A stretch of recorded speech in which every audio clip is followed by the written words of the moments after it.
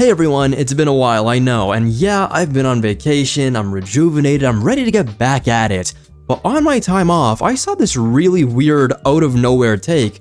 There was this matchup between Batman and Gojo of all people, and the question was, if Batman had 10 years of prep time, could he beat Gojo? Now, I'm not really someone who likes to frolic, yeah, we're using that word, in power scaling debates, but no matter where you land on that, even if it's pretty obvious when you look at how both of these verses scale, a lot of people were saying Batman wouldn't even need prep time, that he deals with things like Gojo on the regular.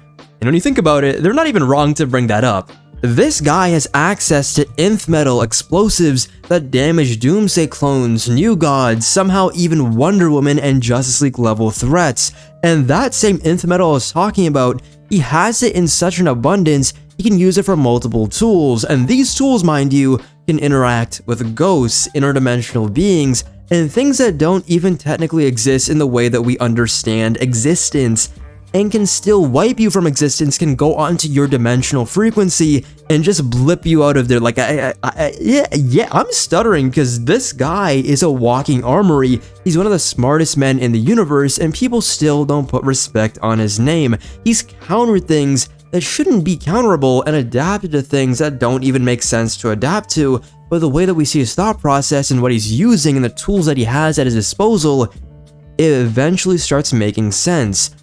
Physically, he's not lacking either. Now, this is not meant to be a Batman glazing session, even though that's literally what it is right now, I'm sorry, and Gojo could still absolutely win. That's not really the point, because what I kept seeing wasn't really about Gojo. The main point of discussion was Batman.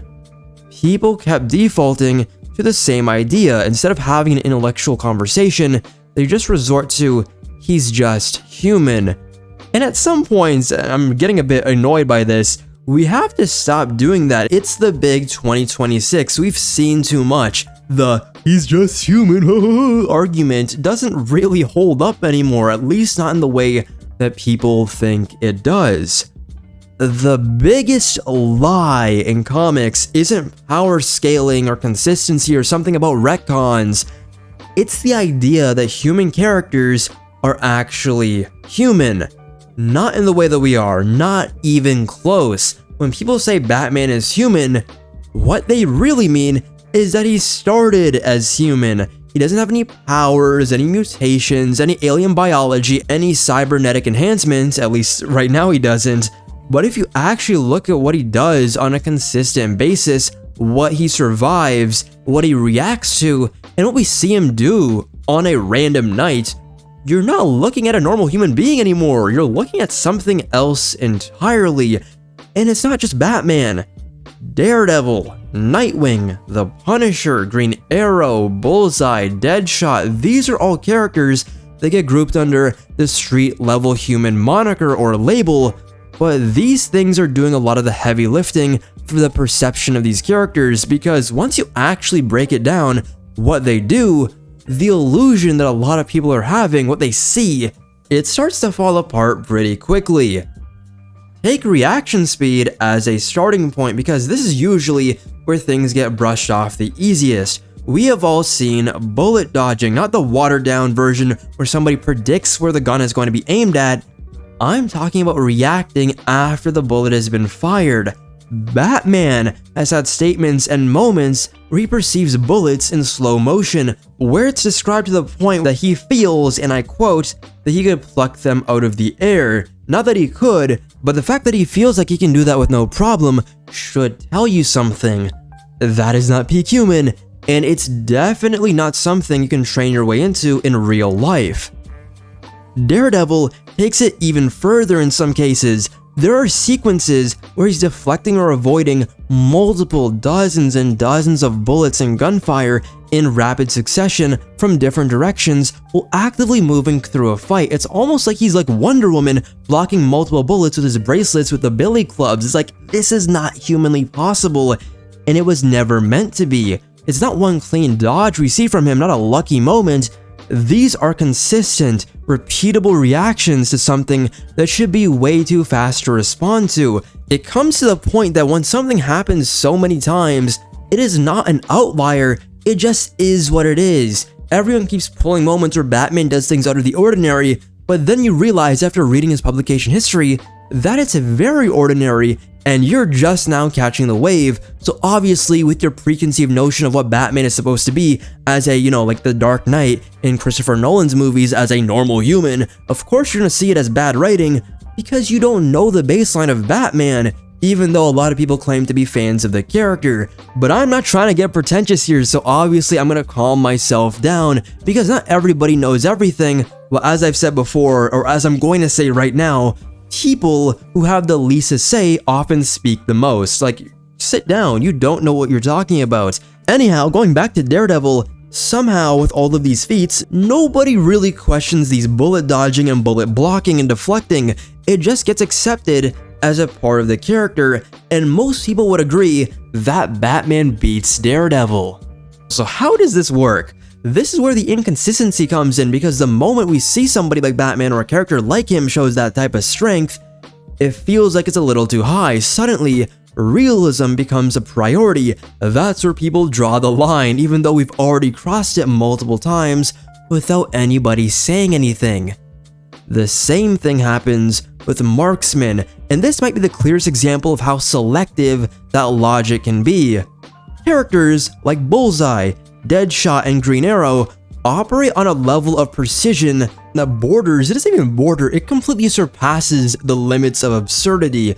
They're calculating angles, distance, velocity, whatever, environmental factors, and target movement instantly, and then they're executing those perfect shots under pressure. Bullseye can turn almost anything into a lethal projectile. Your teeth, I can't even speak. Paper clips, playing cards, anything, probably even the boogers in your nose. I know I'm getting a bit gross, but he can turn all of that and hit exactly what he's aiming for without fail. Deadshot's entire identity is built on the idea that he doesn't miss. Of course he has missed before when he's just spraying all over the place, but when he actually aims and he's trying to kill somebody, they're gone. Green Arrow is curving arrows, shooting an arrow, then shooting another arrow behind it to split that arrow to hit multiple people, and hitting targets he can barely see. We accept all of this without hesitation. There's no debate about realism, no moment where people stop and say that doesn't make any sense. It just gets filed under what they can do, but somehow, a character physically overpowering someone or breaking through solid material feels like it's crossing the line when all of these characters are, say it with me now, superhuman. All you gotta do is look at it for a few more seconds. Durability is where things start to get even harder to ignore, because most of these characters should not be functional even if they haven't performed superhuman feats.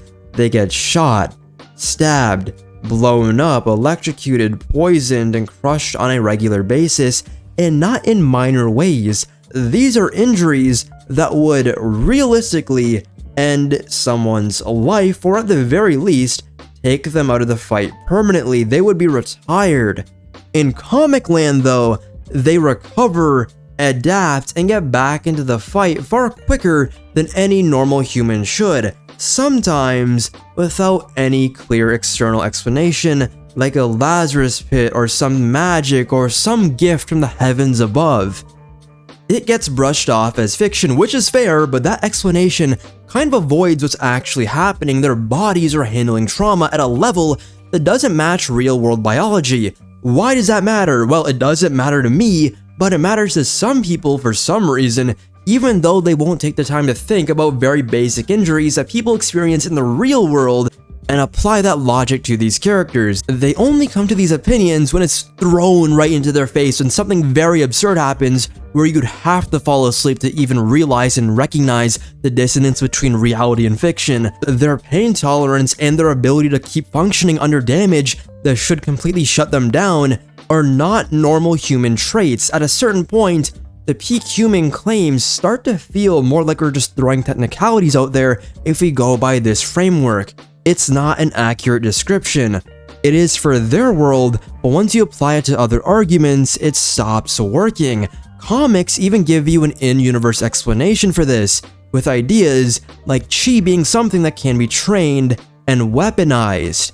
It's not just a philosophical concept, it's something that can translate into physical output.